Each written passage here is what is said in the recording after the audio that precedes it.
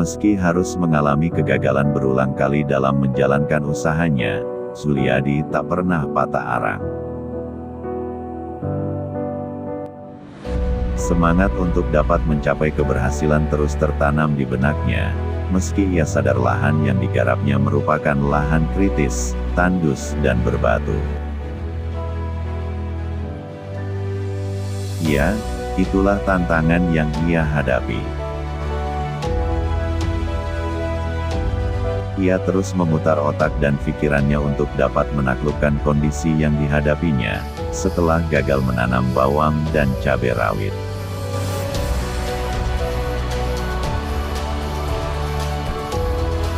Seiring perjalanan waktu, Zuliadi pun menemukan cara dan formula tepat bersumber dari limbah ipal komunal yang kini menjadi solusi bagi usahanya menanam cabai merah.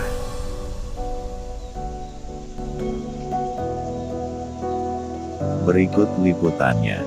Bisa diceritakan sedikit kronologisnya dari awal kenapa kok harus bertanam cabai di lahan yang saya lihat tandus nih, banyak bebatuan, kok bisa berhasil? Bisa diceritakan sedikit Pak Zul?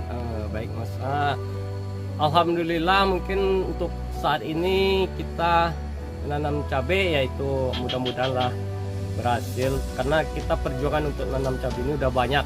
Yang pertama yaitu dengan adanya lahan yang tidak terkelola, kita kelola, mungkin lahan yang udah lama terbengkalai ya, kita bersihkan, kita tanam. Awalnya kita menanam cabai kutu, ternyata cabai kutu itu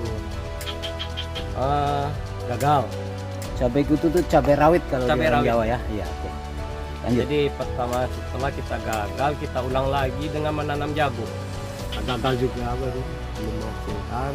Terus kita tidak patah semangat, kita coba lagi untuk menanam bawang. Ternyata di bawang alhamdulillah juga masih merasakan kerugian. Gagal artinya ya? Gagal juga baru, belum masih menguntungkan. Terus kita coba lagi. Tanpa rasa patah semangat, kita berjuang terus, kita coba mengolah lahan ini untuk rencananya menanam cabai 10.000. Kita sediakan bibit 12.000. Ternyata di perjalanan ya terbengkalai lagi dengan adanya kendala-kendala lah gitu ya. Jadi kita cukup menanam hanya 5.000 kurang lebih. Alhamdulillah cabai yang kita tanam 5.000 itu telah menghasilkan. Ini contoh hasilnya, cabainya lumayan Luar biasa panjang-panjang ya. panjang-panjang, bisa mencapai, kita ukur dengan sentimeter, kurang lebih 40 cm yang paling panjang ya. 40 cm ya. Ya 40 cm. Terus alhamdulillah untuk sampai saat ini cabai kita telah menghasilkan kurang lebih 1 minggunya 120 kilo kita ngambil. Itu minggu kedua.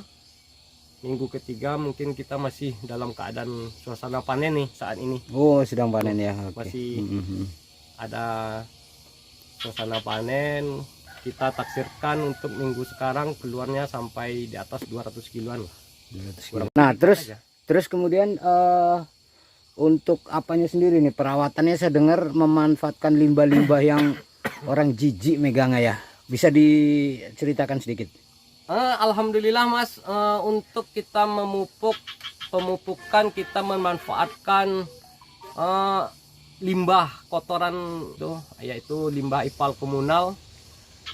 Jadi itulah yang kita manfaatkan. Kita bikinkan baknya 3x4 dan kita fermentasikan airnya.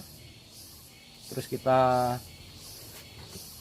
berilah sesuatu untuk menghilangkan aromanya dengan minyak sarai. Jadi tadi disebutkan limbah ipal komunal. Kalau jujurnya disebut limbah ipal komunal itu dari spiteng-spiteng warga ya. Iya betul. Dikumpulin ya. Iya. Siap. Terus apa target ke depan ini? Target ke depannya ya kita sekarang untuk ke depannya kita akan mencoba cabai kita ini umurnya untuk mencapai 8 bulanan lah. Ini lahan milik pribadi terus atau penggarapannya sistem kelompok atau gimana nih? Ini lahannya lahan pribadi, penggarapannya kita sendiri, dan ini satu kita kerjakan sendiri, mandiri lah gitu. Terus melibatkan tenaga kerja berapa orang nih sejauh ini? Sementara kita kemarin melibatkan tenaga kerja sampai 3 atau 4 orang untuk merakul tenaga kerja kita itu kerja. Ada juga yang bulanan di sini, ada juga yang harian. Ya, gitu. Ada Pak Camat nih yang lagi meninjau lokasi nih. Pak Camat, bisa ditanggapi Pak Camat ini keberhasilan warga Pak Camat di Kelurahan Durian 2 nih, warga Kecamatan Barangin. Gimana Pak Camat tanggapannya setelah melihat kondisi pertanian cabai milik warga nih Pak Camat?